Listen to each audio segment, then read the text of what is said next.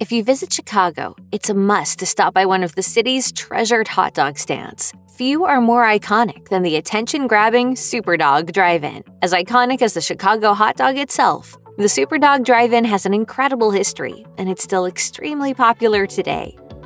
Superdawg Drive-in wasn't always what it is today. Founder Maury Berman started the original location at the tri-corner of Milwaukee, Devon, and Nagle Avenues on Chicago's northwest side in 1948. Superdawg was a simple hot dog stand at the end of the streetcar line. Berman had recently returned from combat in World War II and was enrolled as a student at Northwestern University. He'd just married his high school sweetheart, Florence "Flory" Berman, who was a Chicago public school teacher. The couple initially envisioned Superdawg as a summer-only restaurant when they had breaks from work and school at the same time. They also wanted to appeal to the large numbers of people taking the streetcar to the Forest Preserve and pool across the street. The restaurant gained so much popularity in its first 3 years of summer-only operations that the Bermans decided to open the hot dog place year-round. As the restaurant expanded, so did the building, and the business model shifted to accommodate the increasing car traffic. According to the Chicago Reader, a new speaker system was installed so customers could order from the comfort of their car, and Flory became Superdawg's first car hop, setting the restaurant up to become a local legend. Chicago,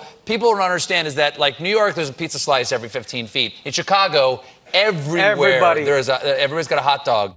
Superdawg is obviously famous for its food, but it's also become a Chicago landmark with its instantly recognizable design. To this day, the restaurant maintains the neon drive-in kitsch of the 1950s, and all of it was designed over time by founder Maury Berman. The original building was simpler and smaller, but with many returned veterans opening roadside hot dog stands to supplement their income on the GI Bill, Berman wanted to design something distinct that would stand out and bring in more traffic. Scott Berman, Maury and Flory's son, told the Chicago Tribune he wanted to open something more noteworthy, a building, a tower, something with some identity. What Maury landed on was a 12-foot by 20-foot building topped with 2 giant, anthropomorphic hot dogs that beamed at passers-by, inviting them in for one of Superdawg's specialties. As the restaurant expanded, it adopted the distinctive drive-in style of the Eisenhower era with patterns of blue and white diamonds and neon signage. The restaurant was renovated in 1999 with special care to preserve the building's iconic style.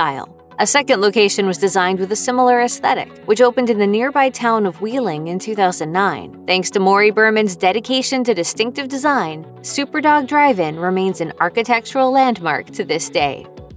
Perhaps the most distinctive parts of the original Superdawg Drive-in location are the 2 giant hot dog characters adorning the roof. They're 12 feet tall and definitely meet Maury's goal of bringing attention to the hot dog joint. The giant hot dogs are named after the founders Maury and Flory. The Maury mascot wears a leopard print muscle man outfit and stands in a flexed pose, while his counterpart, Flory, wears a blue skirt and a bow in her blonde hair. The dogs don't have buns, and instead have human legs, arms, and faces. It's all cute to most, but some customers have taken issue. The mascots seem to have red lights glowing in their eyes at sundown that flicker on and off once every few seconds, appearing to wink at each other while inviting customers into the drive-in. While the Superdawg mascots are widely loved, this one facet makes them admittedly a bit creepy. The takeout included them on a list of the food world's most upsetting mascots for their bloodthirsty eyes, with the author stating, "I will happily support Superdawg until the day I die, but I choose to do so only by the light of day."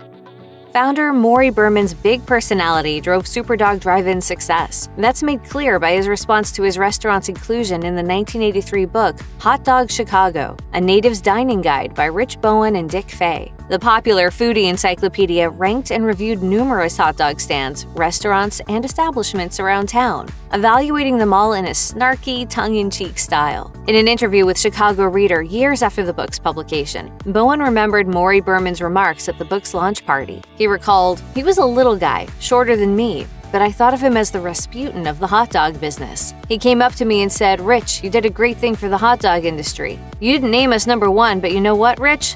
You. We don't need ya.'" The Superdawg team essentially verified the story, saying that it sounds like something Maury would have said, according to the Chicago Reader.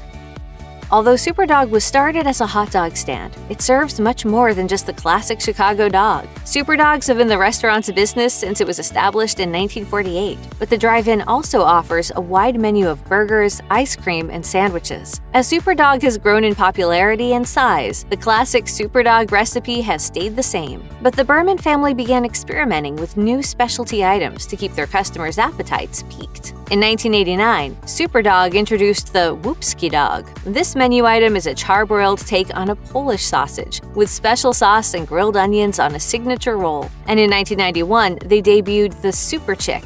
That's their take on a chicken sandwich, with a charbroiled boneless chicken breast, special sauce, and grilled onions on a roll. Superdawg continues to thrive and serve drive-in customers to this day. So next time you're in Chicago, be sure to stop by for a classic Superdawg or one of their other delicious staples. You'll want to write home about it. Just remember, founder Maury Berman keeps to the Chicago standard by saying, "No ketchup." However, catering to the customer, we will serve him ketchup, but we will not apply it. Check out one of our newest videos right here. Plus, even more mashed videos about food landmarks are coming soon. Subscribe to our YouTube channel and hit the bell so you don't miss a single one.